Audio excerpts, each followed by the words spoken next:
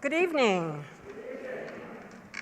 Good evening, ladies and gentlemen, and welcome. Welcome to the Library of Congress's celebration of Women's History Month. It's so nice to have you here with us. It's such a pleasure.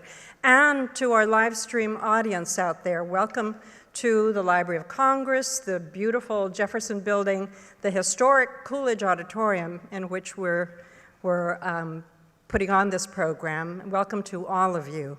My name is Marie Arana, and I'm a writer and the literary director of the National Book Festival, if you ever come out for that, and the literary advisor to the Library of Congress. And I'm so sorry to say, Carla Hayden, Dr. Hayden, our Librarian of Congress, the first woman Librarian of Congress in the history of the United States of America, is home with a strep throat. So you're going to have to deal with me as the interviewer. So, but she sends all her best and a big greeting to you on Women's History Month. So here's the big question that we're posing today. Now you've heard the names, right, of John Glenn and Alan Shepard and Neil Armstrong, but what about Katherine Johnson and Mary Jackson and Dorothy Vaughan and Catherine Pedrew and Sue Wilder and Eunice Smith and Barbara Hawley? We're here to throw a very bright light on a wonderful book and a wonderful movie. Margot Lee Shetterly's book, Hidden Figures, is the remarkable story of three pioneering African-American women at NASA. And as it happens, that story sits smack dab in the middle of some of the most defining moments of the 20th century: the Cold War, the space race, the civil rights movement, and the ongoing quest for gender equality. Though they did the same work as whites hired at the time, these women were kept apart, not only in gender-segregated offices, but in racially segregated offices in NASA's Langley campus. And despite the hardships of working under strict Jim Crow laws, they went on to make significant contributions to aeronautics, astronautics, and America's victory over the USSR in the space race. By now, Hidden Figures has been published as a young adult book and as a children's book, so that a universe of young girls can be inspired by this story of grit, grace, perseverance, and excellence. And now I'm told there's even a doll of Katherine Johnson, which is amazing to get that for my grandchildren.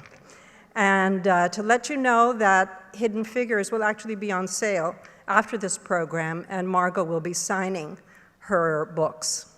So just last week, Margot Lee Shetterly published a wonderful essay for Women's History Month in the Library of Congress magazine. Now, if you don't know this magazine, you should. On the back page is this wonderful essay in which Margot says, "When I was growing up in Hampton, Virginia, the face of science was brown, like mine.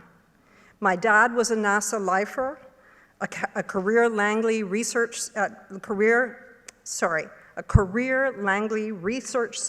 scientist who became an internationally respected climate expert. 5 of my father's 7 siblings were engineers or technologists. My father's best friend was an aeronautical engineer. Our next-door neighbor was a physics professor. There were mathematicians in our church, sonic boom experts in my mother's sorority, and electrical engineers in my parents' college alumni association." And then she writes in big capital letters, "Why don't we know more about these people?" Well, lest you don't know enough about the person asking that question, let me tell you a little bit about her. Margot Lee Shetterly was born in Hampton, Virginia. Her father was a research scientist, as I've said, at NASA. Her mother was an English professor at the historically black Hampton University. She graduated from the University of Virginia's McIntyre School of Commerce. After college, she moved to New York and worked several years in investment banking, JP Morgan, and then Merrill Lynch. She began researching and writing Hidden Figures in 2010. In 2014, she sold the book and film rights to William Morrow, a division of HarperCollins, and even as a proposal, not even a manuscript, it was optioned, by the other guest we're going to hear from tonight, Donna Gigliotti of Levantine Films. Margot is also the founder of the Human Computer Project, an effort to recover the names and accomplishments of all the women who worked as computers, mathematicians, scientists, and engineers at NASA and its predecessor, NACA, from the 1930s through the 1980s. And who is Donna Gigliotti? The woman who brought us the Hidden Figures on the big screen. Donna is an American film producer. She is best known for producing the Academy Award-winning film Shakespeare in Love. She also produced the Academy Award-winning films Silver Linings Playbook and The Reader. She began her career as an assistant to Martin Scorsese on the film Raging Bull. During the 90s, she worked as an executive producer on several films, including Emma, Talk of Angels, and Devil in a Blue Dress. Currently, Donna serves as the president of Tempesta Films. She developed and produced Hidden Figures, the film which stars, as you all know, Taraji Henson, Octavia Spencer, Janelle Monáe, and Kevin Costner. The film won dozens, literally dozens of awards, and was nominated by the 2017 Academy Awards for Best Picture, Best Screenplay, and Best Supporting Actress. To remind you of the film, my colleague, Solomon Haley Selassie of the Library of Congress, has produced a short video, and we'd like to share it with you now. It's not meant to be biographical or documentary in any way.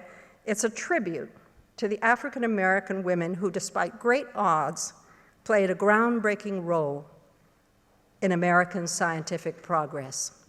Solomon?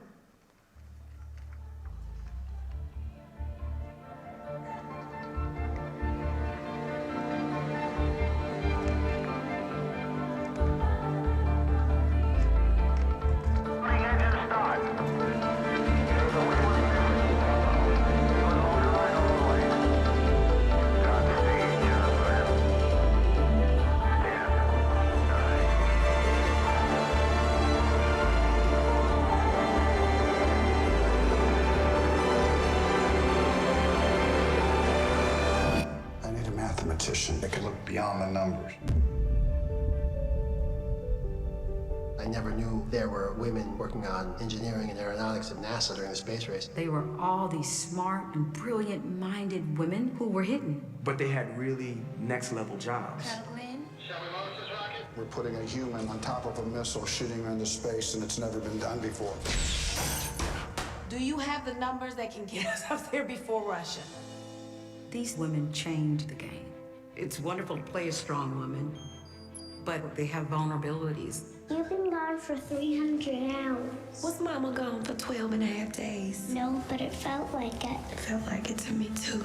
These ordinary women did extraordinary things. It's crunch time. In 14 days, astronauts will be here for training. Everything we do can matter to their wives, to their children. I believe it's going to matter to the whole damn country. Think about what that struggle must have felt like. There's no protocol for women attending. There's no protocol for a man circling the Earth either, sir. The Hidden Figures is about how black and white, man and woman, put a man in space. That's empowerment. There's a real fireball outside. It's getting a little hot in here. We're in the fight of our lives, people.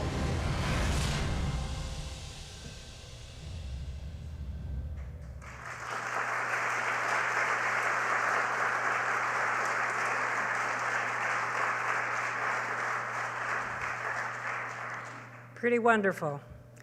Now, ladies and gentlemen, I'd like you to welcome the award-winning, wonderful writer, Margot Lee Shetterly, and the award-winning, marvelous film producer, Donna Gigliotti.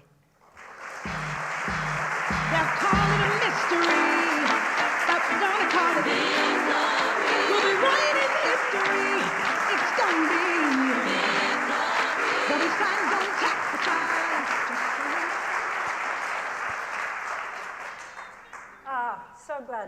here at the Library of Congress. Thank you for making the trip, Donna and Margot. Wonderful to have you here. I want to start with we were talking backstage about exactly how this movie came to be made. And I, in fact, had in my notes that it had come after you had read the manuscript. But no, that's not the story. Tell us the story, Margot and Donna. Well, I started working on Hidden Figures, what would become Hidden Figures in 2010, and started doing research. I grew up in Hampton, Virginia. I knew Katherine Johnson from the time I was a child. My dad worked at NASA. And anyway, started working on the book. 2013, had written a book proposal, found an agent who then sold it to HarperCollins to be published in 2014. And really kind of unbeknownst to me, I wasn't very clear, and maybe we can talk about how it actually happened, because it's still kind of a mystery. My book proposal ended up in the hands of someone named Donna Gigliotti. And I, remember being in Hampton, Virginia, and getting a phone call, and I pulled over into the parking lot of the Food Lion, if anybody here is from Virginia. It's my favorite part of the story, that she pulled into the Food Lion. That specificity tells you she's an author. Yeah. So, my Virginia people, I pulled into the Food Lion, and Donna introduced herself, and she said, on that first phone call, we're gonna make a movie of this book. And I said, well, it's not a book yet.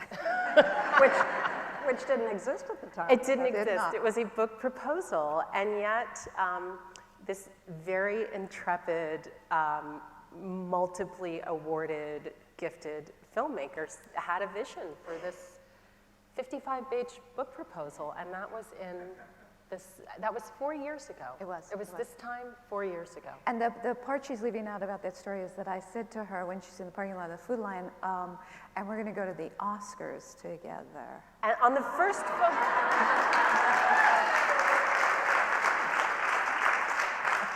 on the first phone call in the parking lot of the Food Lion, that is what happened. That's incredible. It was amazing. Incredible.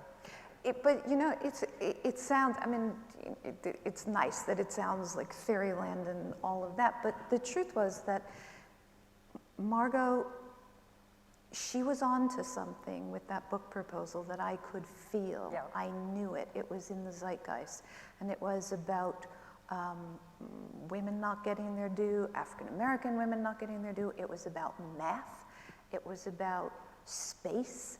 It was a confluence of things that really caused me, I never doubted that it would be successful, because you could feel it in the zeitgeist, and she tapped into it.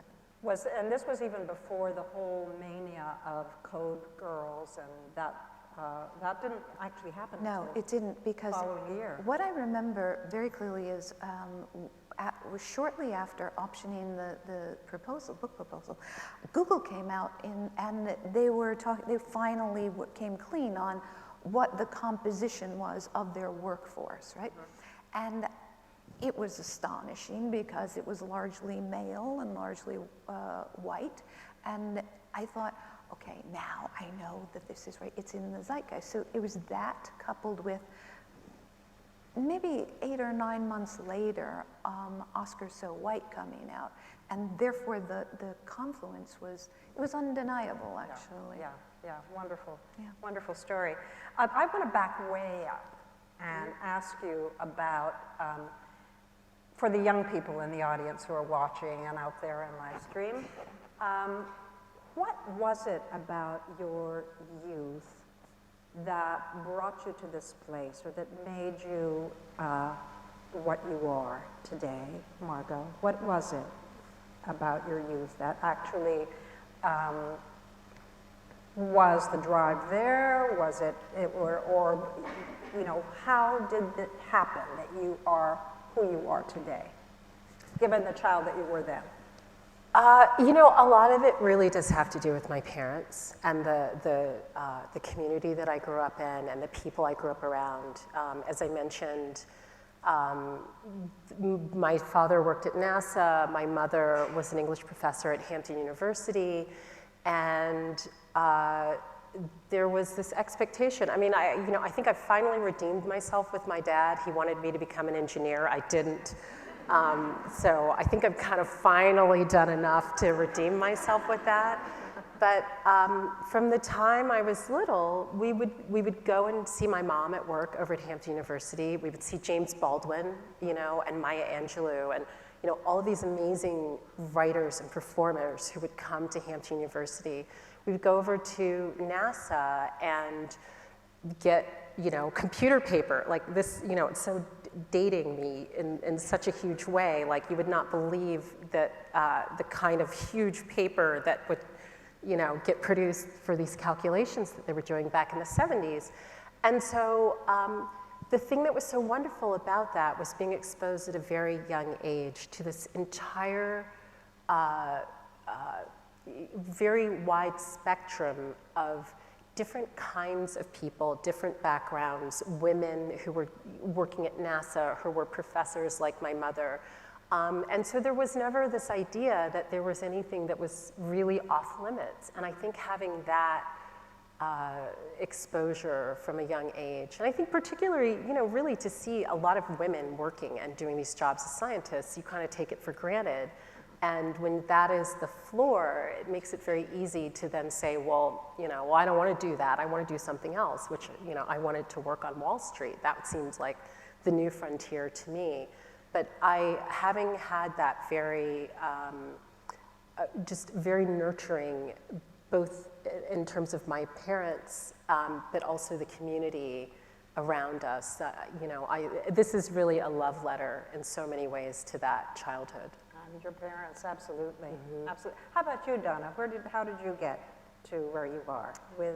It's a very similar story. I grew up in upstate New York in a little tiny town, and essentially it was a tremendous amount of support from my family and the community, but it really was my mother. I'm old. I was born in 1954, and it was my mother always saying, you can do whatever it is that you want to do. And she was of a slightly, that earlier generation, maybe she was a little frustrated and put that all onto me. I always tell the story that this is true. I was 18 years old before I realized I was not the prettiest or the smartest girl in the world, because she told me that the entire time. It was astonishing to me, astonishing that was not the case. So, Mom. Yeah, Mom. Oh, moms are great. Moms, Women's History Month. I mean, let's hear it for the moms. Yep.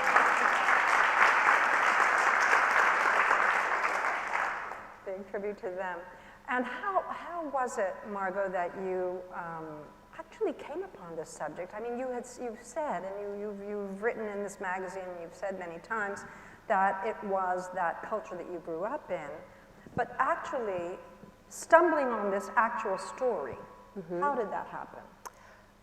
Well, the thing that's really great about it is this story has very much to do with the most important men in my life.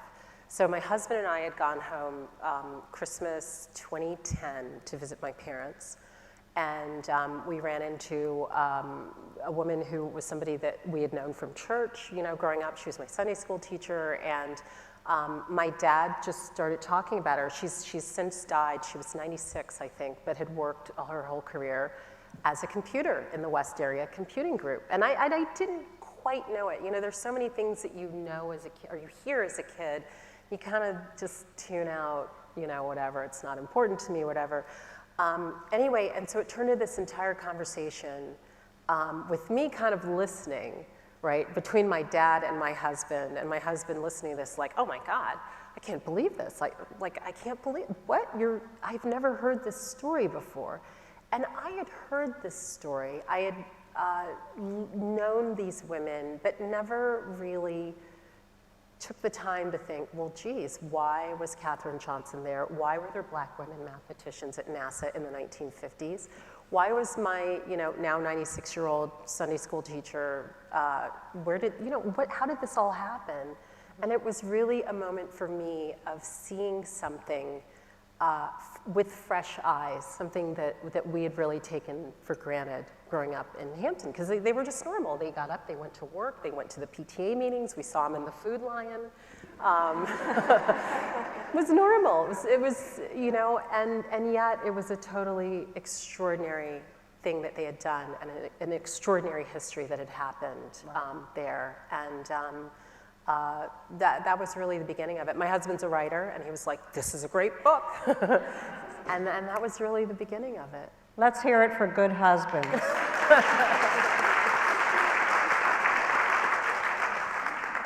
So, but you knew Katherine Johnson, and what was she like? I mean, the version that we all have is the version, of course, that's in your book, which is very vivid, and then this vision of the young Katherine Johnson. You must have known her, of course, when she was older.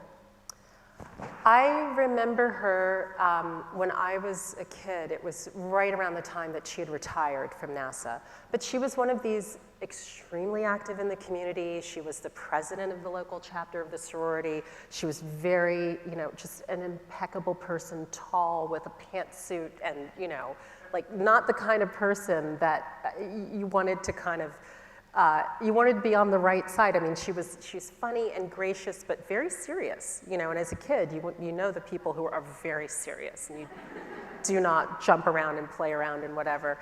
And, but she was part of this community, you know, and during the course of the research for the book, I realized just how much had been written about her. You know, the first article that I found on Katherine Johnson was published in, I think, late 1959, early 1960. Right. So 2 years before John Glenn's flight. And she's had this sort of, you know, mythology grow up around her in Hampton, Virginia. But I mean, she was an active part of the community. You know, she was part of a group of people. So even as people knew about the achievements, she was still part of a group, you know. She did not stand apart from the rest of the people there in the community. Do you think that she realized what part in history she had played? I mean, that she was aware of the importance of being a woman, being an African-American woman, being a scientist, and being at that place and time in NASA when this was going down. It was a very big deal. You know, the space race was huge, and Yuri Gagarin had gotten up into the space, and we needed to get up there. And did she seem like the sort of person who was aware of her importance, or was she sort of dismissive and not necessarily strutting it? Well, I think she and the other women were very aware of their roles in the mission and what they had done and what they had contributed to the mission and to the work. I think the awareness of history is something that takes time, and I think that's something that now that not just she, but all of these other women, and you know, the women of Code Girls, for example, and I mean, you know, there's so many stories about women having done these things. Right. So history is recognizing it. But if you talk to these women, I mean, Katherine Johnson, you know, I was just doing my job. Exactly. Very modest in a lot of ways about her role in the entire process. Yeah. How was she at the Academy Awards? Because she is 100 years old now. She's about to be. Yes, this year she turns 100. She was. Well, we think she was excited because her daughters told us that she was excited, but she wasn't having any of it. You know, there was no. It's like, yeah, I'm going to the Academy Awards. Yep. She actually did have that dress made for her, and she went through fittings, but. You know, initially I think she was a little befuddled by all of the hoopla around the movie. And I remember when Taraji went down to meet her, Taraji was, I don't know if you watch Empire, but Taraji plays a character called Cookie, and Taraji was still she was in full Cookie mode. You know, she had the nails and the hat and Taraji's got a lot of energy. And I think Katherine Johnson did not know what to do with Taraji P. Henson in that room. It was, but ultimately they found the place, and it was so, Taraji, if she were here, would tell you how important that meeting was, because she got to actually understand, and she listened a lot to like tapes of Katherine so she could get the syntax right. There was a lot of research that went into that performance, but Katherine, I think, was a little like, whoa, what's happening here? I get this picture of, I mean, picture this. You've got a writer who has sold in proposal, which is rare. I've never heard of such a thing. This probably happens more than I realize. But not a lot. Not a lot. From a proposal, so you haven't written the book. You have, with great hope, sort of put this proposal forward for publication. It has been bought. It has also been bought for a film, and the film is churning while you're writing the actual book. Imagine that. And I'm imagining you making the film on the basis of, I mean, it was a 50-page proposal. This was not this was not 5 pages. It was, right? It was a substantial proposal. So you had a lot to work with. But the picture I have of you is, you know, these 2 women scrambling to produce their... Oh, you have no idea. Essentially, it went like this. Margot, did you finish the book yet? Have you finished the book? You know, the pub date's coming up. Have you finished the book? The movie's going to be out. Have you finished the book? It's like... You know, and I'm like, oh my God, I've got to finish the book. And then, you know, all of a sudden it was like, there's the script. Wait a minute. Wait. I'm looking at the book. I'm like, you know, because everything has to be, you know, I'm like, well, I'm writing this book, and it takes place from 1943 to 1969 with an epilogue that goes into the 70s. How come this thing's only going to be in 1962, this movie, you know? And which ultimately was obviously a very good decision. But it was so interesting for me to do something that I had never done before, and to go through this simultaneously another experience based on this thing that I'd never done before, and do that too. And I learned so much. And the great thing is, though, that we also came out of it as friends, even though I was torturing her every day and saying, I got tortured. Margot, did you finish the book? I mean, we really did come out as great friends, which is a gift. And she looks very pretty walking that red carpet at the Oscars. That was a lot of fun. It was an incredible experience. And from the very beginning, you know, the thing that I really appreciated about the movie is, you know, Donna came in with this vision of this, you know, this story and these women and the importance of these women. And then you really made it your mission to get the best people, and the people who understood what it meant and what it could mean to girls, to women, to African Americans, to scientists. You know, it was so amazing to go in this, you know, in the Food Lion parking lot, and to come out at the Oscars,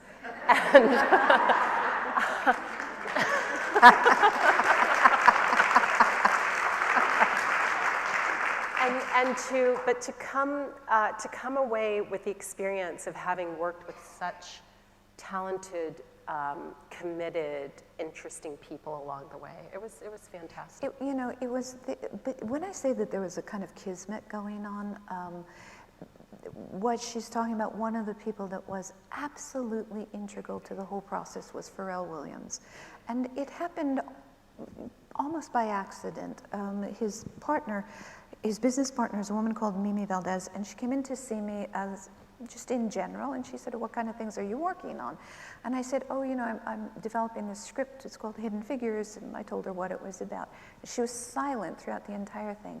And at the end of my pitch, she said, Pharrell will do anything to be a part of that. And I said, why is that? And she said, well, you know, he grew up in Hampton, Virginia. Who knew? Very involved in the STEM initiative. Great. And he's obsessed with space. I thought, well, okay, that's good. check, check, check. Check, check, check. But you know, in Hollywood, people say stuff like that, like Pharrell will do anything to be a part of it, and you go, yeah, great. Yeah. The next day, my assistant comes running into my office, and he's shaking, and he's like, Pharrell Williams is on the phone. And it's true. Pharrell Williams get on the phone the next day. He said, because he's Southern, he called me Miss Donna, and he said, Miss Donna, I will do anything to be a part of this project. And I was like, okay, yeah, good, good, good. He said, I'm coming into New York in another week. Can we meet? I said, sure, no problem. A week passes, I go to meet him, and he said, there's so many elements of this movie that are important to me. What can I do on it?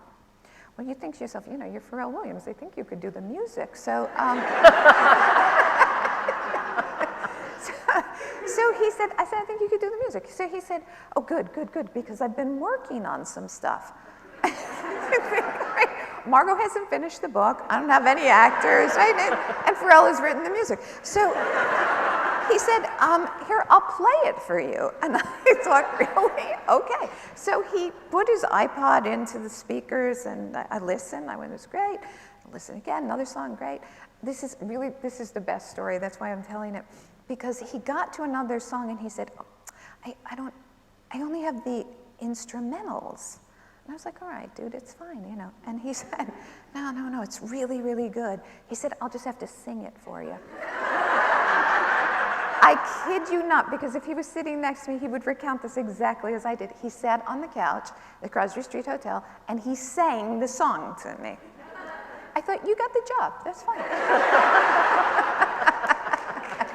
but having people like that, Octavia Spencer, she walks on water. Not only is she a magnificent actor, but she was so committed. The first time she came in to see me, she said, I don't know what part I want to play. Do I want to play Dorothy or do I want to play Mary? I said, I don't know, which one do you want to play? I mean, having that, what Margot's talking about, that was a very special group of people that we had around us. It sounds absolutely magical. Yeah. And of course, it ended up being nominated for Best Screenplay, so something was going on in the actual writing process as well.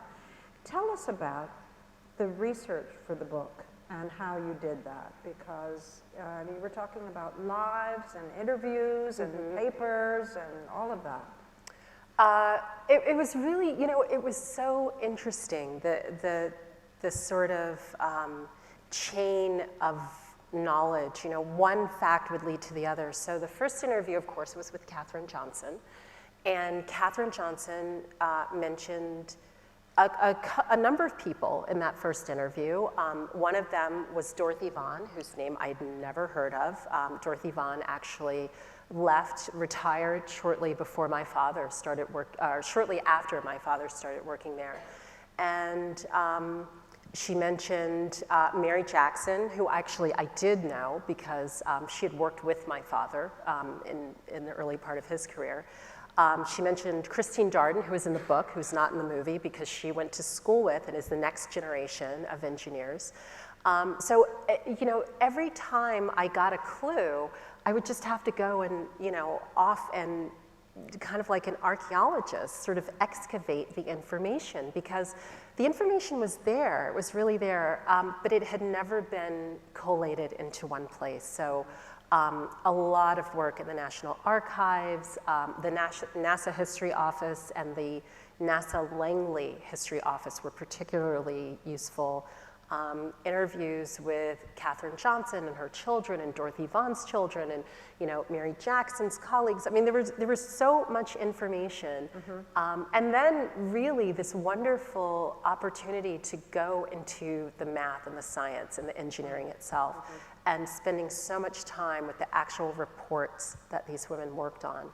And it was such an incredible, it was like being in a time machine. You know, every morning I would get up and I'd have my research tasks, and it was like I jumped in the time machine and I went back to 1943. And sometimes it was about airplanes, because they were working on airplanes before spaceships. Sometimes it was about the civil rights legislation that opened up public schools and public accommodations and all of these other things. Sometimes it was about the role of women and how women made breakthroughs in World War II and what happened after that. So I got this incredible history lesson doing the research, and it was really like the people came back to life. I wish I had known Dorothy Vaughan. That's like one of my great regrets for this, but I feel as if I have gotten to know her just from having spent so much time with the documents and the people who knew her. So it was overwhelming. The hardest part was really wrestling this information into a narrative, and doing it in a way it was really important that the people lead the story, that it wasn't just, okay, in 1963, John, Glenn did this, and, that really it was always about these women, that it's a story that we knew. We know this story of space, but they got to be the protagonists. And that it was always a human story, that it always connected back to them as people and not just the sort of historical facts. Right. My impression is that a lot of women went into science, correct me if I'm wrong, went into science really during the war when the colleges, universities the men had all gone to war. And so more women went in, more people of different races went into those educational spots that were suddenly open. Is this what happened in the process of these women's lives? That they were given opportunities by virtue of the circumstance of the war? It was. World War II, World War II transformed our country in so many different ways. Legally, there was an executive order that forbade discrimination in the civil service, and that was the thing that opened the door for these women. But then just supply and demand. The men were off in the war, and these women were really good at math. They were math teachers, most of them, before they came there, but they were exceptionally talented mathematicians. So once that door opened, those women took a seat, and that changed our country. There's, of course, the wonderful scene in the movie where that bathroom sign comes down, and the outrage is clear. It actually, as I understand it from the book, Katherine Johnson was going to, she was not doing the 800-meter hike. She was actually using the bathroom right there, and nobody dared say anything because she was such a proud, elegant, obviously nobody was going to say anything to her. So there are differences in the movie and in the reality and the movie. Tell us about your decisions to sort of conflate some people into one, for instance, and change the time a little bit, and those decisions, which had to be made, obviously. They do, because, movies fall into 3-act structures, and you need a dramatic arc, and so, it is true that the bathrooms had been desegregated at NASA before the time period. Everybody knew it happened, yeah, absolutely. Margot's father was very clear about this when we toured the facility, and he said, Donna, that's not true. But I said, it's the movies. But then, that is, I take full responsibility for putting Katherine Johnson in mission control at the end of the movie. That's not true. There was no woman in mission control for, it had to have been another 10 years before there was a woman in that room. But you would have felt, what would you have done? You have to have a moment of triumph for the character on some level. So you kind of have to take those leaps, which is why you will notice it says inspired by a true story on the front of the film. It doesn't say based on, it says inspired by. And that's there for a reason, because we did have to take those kind of dramatic jumps. So emotionally true, you would say? Yes. Right. Let's talk about the culture that has, the culture in NASA has obviously changed. We have had now African-American astronauts, we have African-American administrator, deputy administrator, female deputy administrator, chief scientist. Right, right. How was that progress? How did that happen? And was it tough going? Did the doors just fling open at some point? How did that actually progress? Well, you know, the interesting thing about NASA is that as a government entity, it was always more progressive than the aircraft industries and the contractors and things like that. And I think, you know, that's one of the reasons why I was able to grow up and see this critical mass of women of all backgrounds who were working there, of my father working there. You know, it was a more open work environment. You know, the doors were you know, more open to different kinds of people. So I think in that sense, NASA, you know, back, the DNA, it was sort of set way back then. And I do think that there is a direct relationship between what those women were able to do and their accomplishments, and the fact that this agency eventually had, you know, an African-American administrator, several female center chiefs, African-American center directors. So, you know, I think there's, you know, when we talk about sort of the implications, the larger implications for this story and for organizations today, I do think that when you put that into the organizational DNA and you make it possible for talented people, regardless of who they are, to go as far as their talent will take them and contribute to the organization, then you get the people at the top who, you know, who are also able to do that. You know, and if you want to have, you know, CEOs, C-suite level people who, you know, are diverse and female and look like America, well, you've got to start with that base level DNA of the organization. I think that's one of the story's important takeaways from this story. Absolutely, absolutely. And I'm sure that you've heard from people out there how your book and this story and the film and the whole sort of composite has inspired people or young women and girls to go into STEM courses, which is so important in this country today. What sort of reaction have you been getting on that front from educators? Well, we joke about this, that Hidden Figures is those are the magic words, if you would just say. I had something to do with Hidden Figures. But, you know, I mean, it's almost more than the book and the film. It feels like a movement on some level. And the thing that's exciting for the both of us, I think, is that I think this is true, that one of the most important ways that you can shift the culture is to portray women or people of color in a way that is surprising and new. And what is engendered from that is a new way of thinking.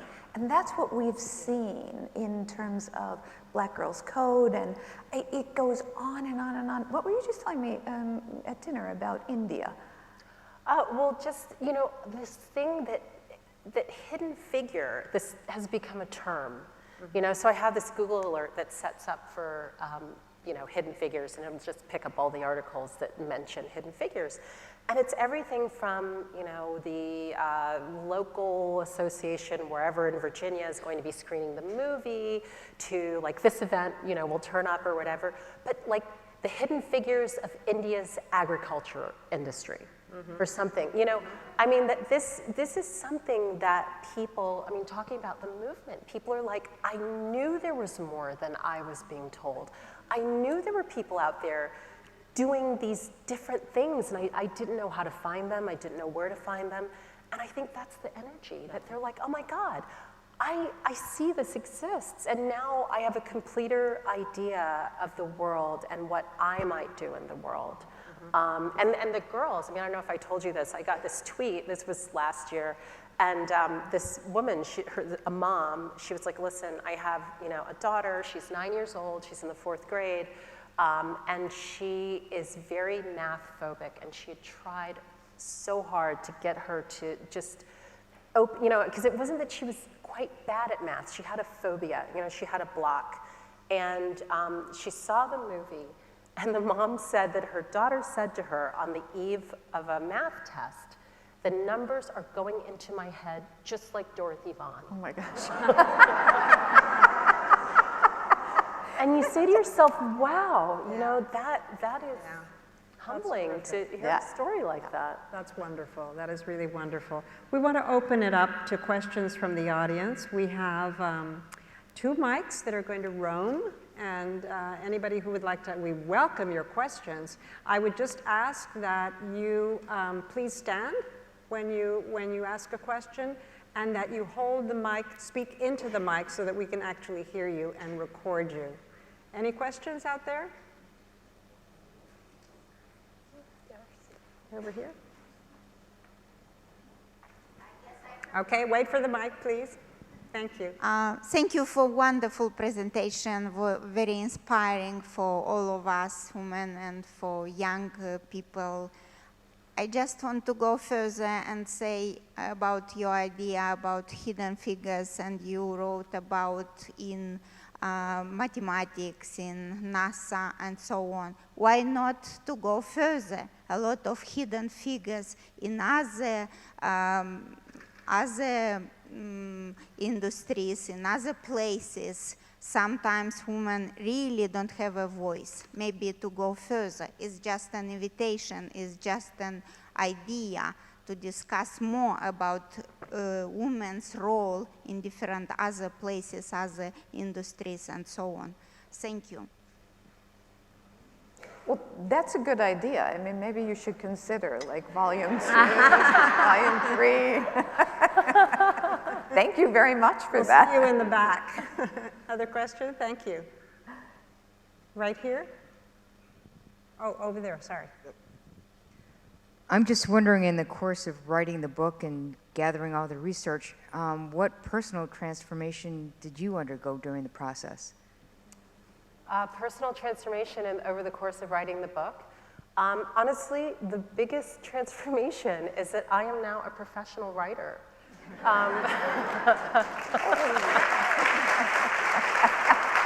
I am a full-time writer.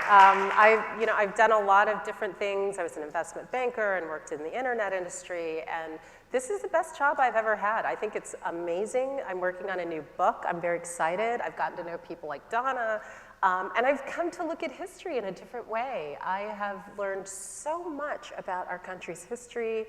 I feel like I've gotten to know people who have influenced the course of history that have sort of disappeared from view.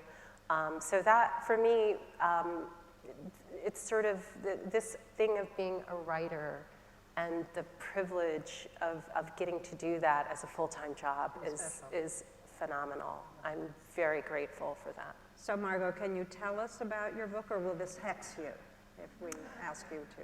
Yeah, no, it's not a hex. I mean, the thing is, during the research, which was, this wonderful time machine, I got to visit people in 1943 and 1957 and, all this kind of thing. I really felt like that's what it was like.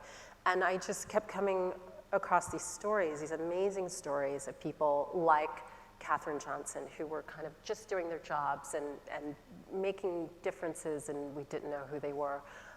Anyway, so there are, I decided if I got the chance to write another book, I had the little file of stories that I wanted to work on, and there are, and sort of the Hidden Figures series, nonfiction as I come to think of it, but these stories, African-American protagonists, same time period, because I'm really obsessed with that time from World War II. We're really from like mid-30s through the 70s.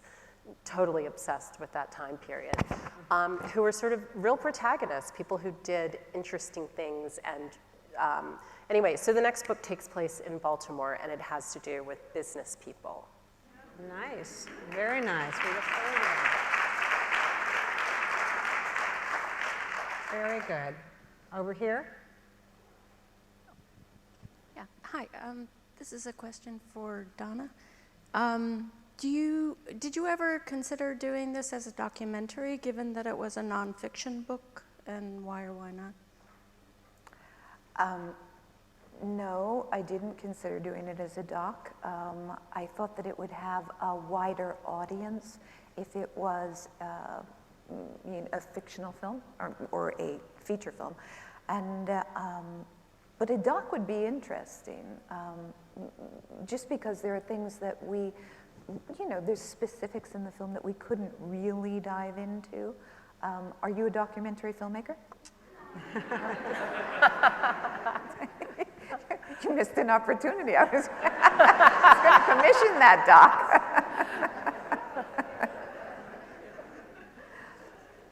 Anybody else? We had a question down here, I believe. Okay. Sorry if I missed it. Can you tell me again how you two met? Can you remind us of how you two met? How the two of us met? Yeah. Oh. I called her up in the parking lot, in the parking lot of the Food Lion. That was it. I mean, genuinely, it was. I read this proposal, and I said to her agent, "I must speak to this woman." And he gave me a phone number, and I dialed it. And so through the agents, I guess, really. Right. It was really through the facilitated agents. That's what it was. But it's been a happy story between us ever since. Very happy story. Over here.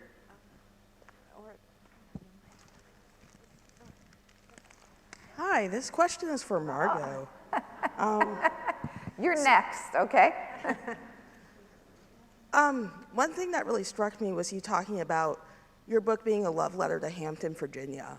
I went to Tuskegee University, and HBCUs are islands of excellence, where we do see people who look like us, where you do see examples of Black success.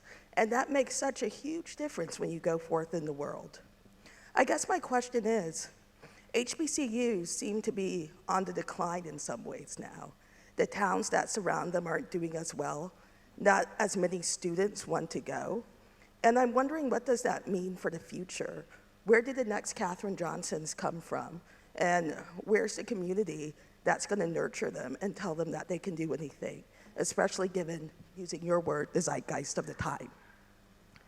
I think that's a great question. I mean, my mom went to Hampton University, my dad went to Norfolk State. All of these women were the products of Black colleges. I was just driving around Baltimore today doing research for the book, and Morgan State is there, and I think, you know, there are new buildings, and you know, it's obviously there's a lot of energy. Coppin State, which is also there, has less energy. You know, I mean, it's sort of, there are issues that are facing many, many institutions of higher education, not just Black colleges, but a lot of the Black colleges are really feeling these issues. And that was, I mean, I went to the University of Virginia, you know, so my parents went to Black colleges, I didn't. And so doing this research, it was a real, just an amazing, full panoramic view of the support and the excellence, the concentration of talent, particularly during that time period. You know, but I think, for example, Spelman is a tremendous success story. You know, when we talk about the intersection of Black colleges and STEM, they're doing extremely well. I think Spelman College graduates or sends more Black women to STEM PhD programs than any other school in the country. I think that may be true. You know, and I think this is also an issue, you know, women's colleges. This is another, which was another huge feeder for these jobs at NASA and many other jobs. So I think that is a really, really great question. And, you know, the HBCUs, I feel, were another character in this book, and another, you know, along with the Black newspapers, another hugely important part of this legacy. And you know, and I consider myself very much the beneficiary and the recipient of that legacy. No doubt, yeah. We have a question here, I believe.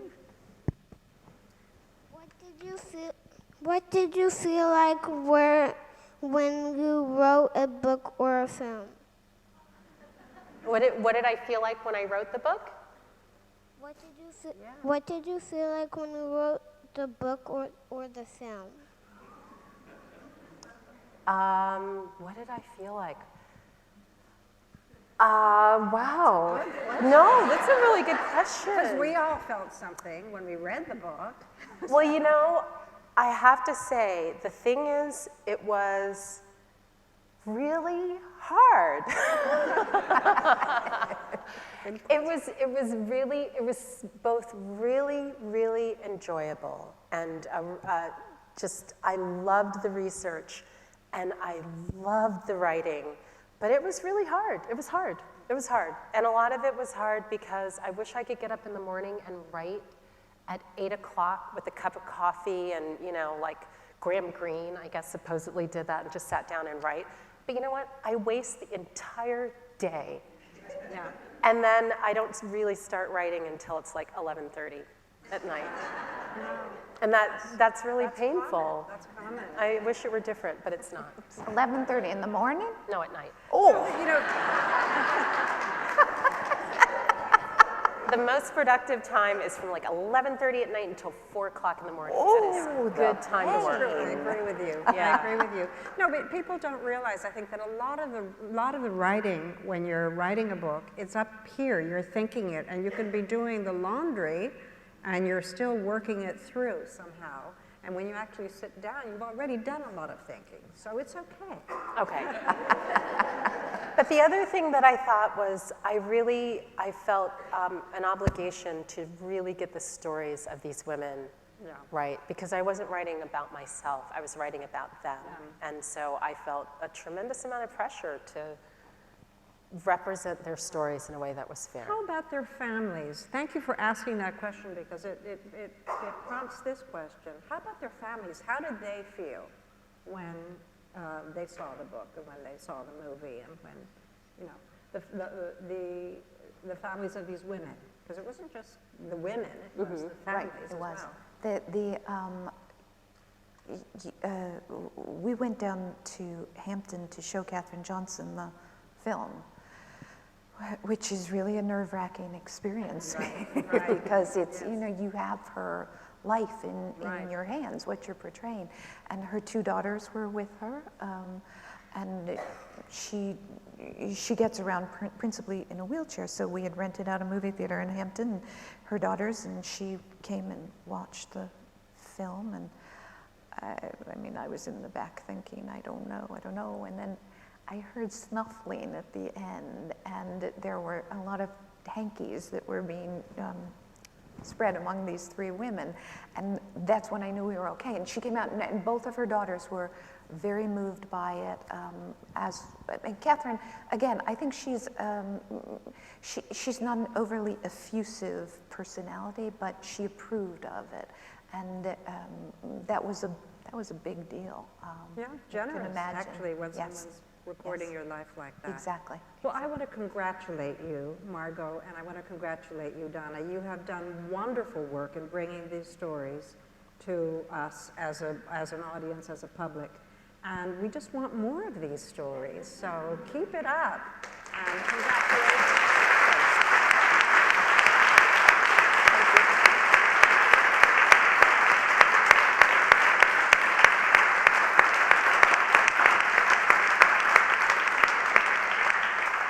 You can find Margot out there signing books, and I hope you will take the opportunity to meet her and say hello. Thank you for coming. Thank you very much.